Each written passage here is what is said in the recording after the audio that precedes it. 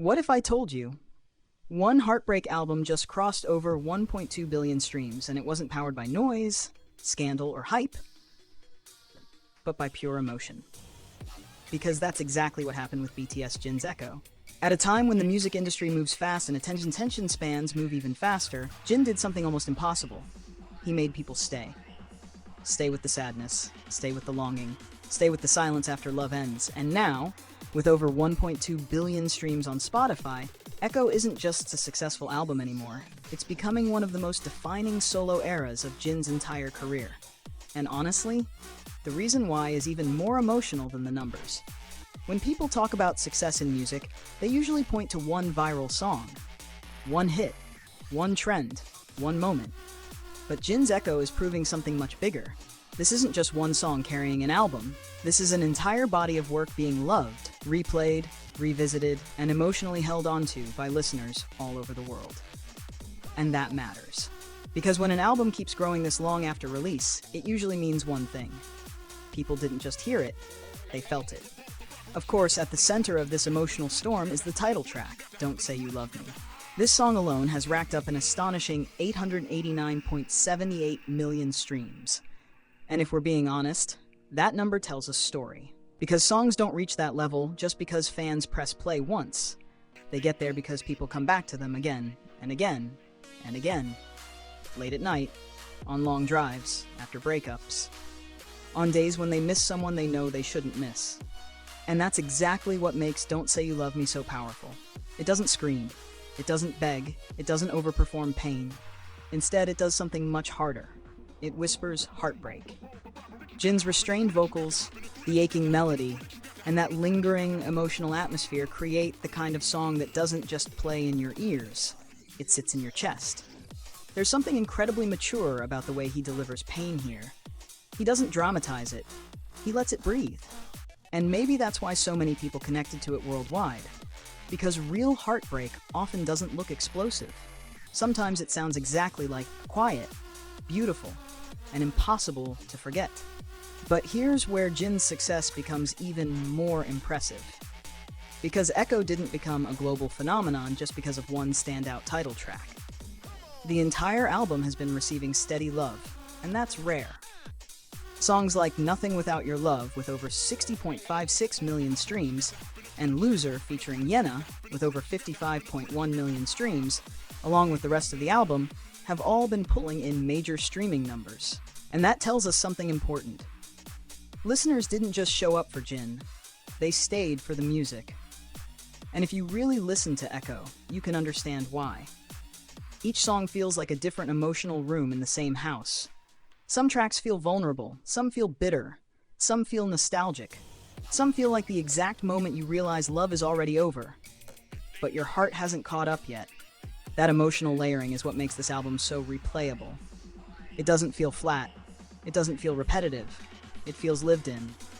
And in many ways, Echo feels like Jin opening doors he hadn't fully opened before as a solo artist, not just vocally, but emotionally.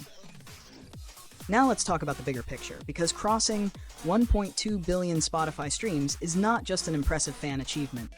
It's proof that Jin's music has found real, sustained power in the global music market. And what's fascinating is that Echo didn't explode because it was chasing trends. It actually did the opposite. In a music world obsessed with fast hooks, high-energy performance, and instant virality, Jin leaned into emotion, melody, storytelling, and vocal sincerity. That's a risk, and somehow that risk became his greatest strength. Because listeners today are overwhelmed with content, but what they're starving for is connection. And Echo gave them exactly that. Not just polished production, not just pretty visuals, but a feeling, a real one. And once an album becomes associated with people's actual emotions, it stops being just music. It becomes a memory. That's when streaming numbers stop being temporary. That's when they start becoming history. And if the Spotify milestone wasn't enough, Echo has also been collecting recognition everywhere. One of the biggest moments came when Music Mundial named Echo the #1 2025 K-pop album of the year. That's not a small title. That means when fans and voters looked back at the entire year, out of all the releases, all the solo albums, all the competition, Jins Echo came out on top. And that says a lot, because being loved by fans is one thing, but becoming the album people point to when they talk about the year? That's a different level of impact. And that wasn't the only major recognition. Echo also ranked number 2 on the top albums of 2025 Singapore list, once again showing just how strongly Jin's music resonated internationally. This wasn't local success. This wasn't niche support.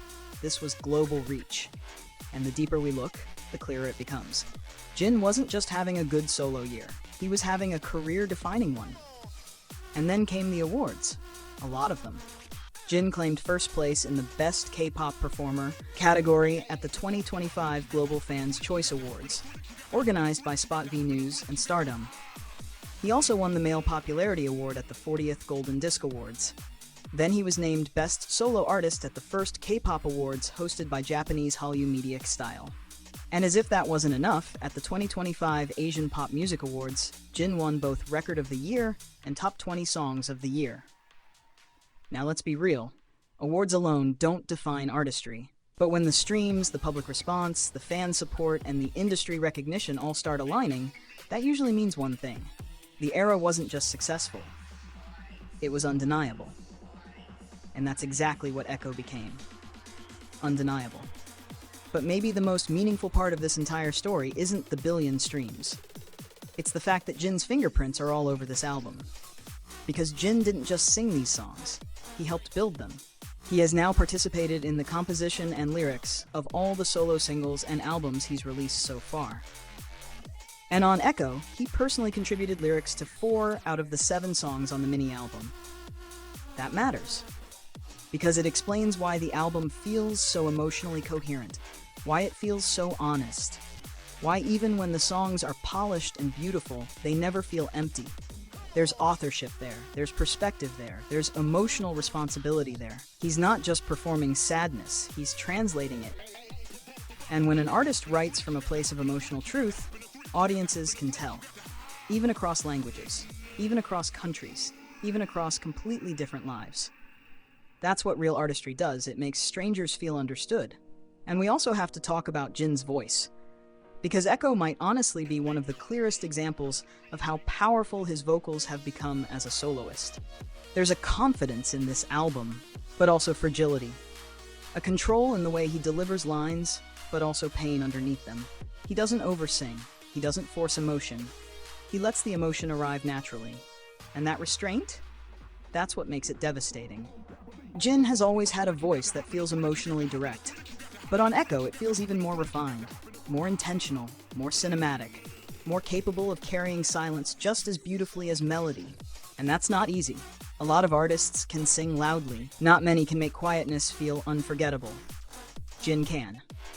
And Echo proves it over and over again. At this point, it's becoming harder and harder to describe Echo as just another solo release. Because this album has clearly become something bigger. It feels like a turning point. The kind of project that changes how people see an artist, not because they didn't believe in him before, but because this album gave Jin the space to show just how complete he is as a solo musician. Not just as a vocalist, not just as a global star, but as an artist with emotional identity. And that's powerful, because some albums are successful in the moment, but some albums quietly reshape a career. And Echo feels like the second kind. The kind people will look back on years from now and say, that was the era when Jin truly solidified himself. So yes, 1.2 billion Spotify streams is an incredible achievement, but maybe the real story isn't just the number. Maybe the real story is this. Jin created an album full of heartbreak, tenderness, longing, and emotional honesty. And the world didn't just listen, the world stayed. Stayed with the songs, stayed with the pain, stayed with the voice behind it all. And in an industry where everything disappears so fast, that kind of staying power, that's not just popularity, that's legacy. So what do you think? Is Echo Jin's most defining solo era so far? And which song from the album hit you the hardest emotionally? Let me know in the comments, because honestly, this album feels like one of those releases people will be talking about for a very, very long time.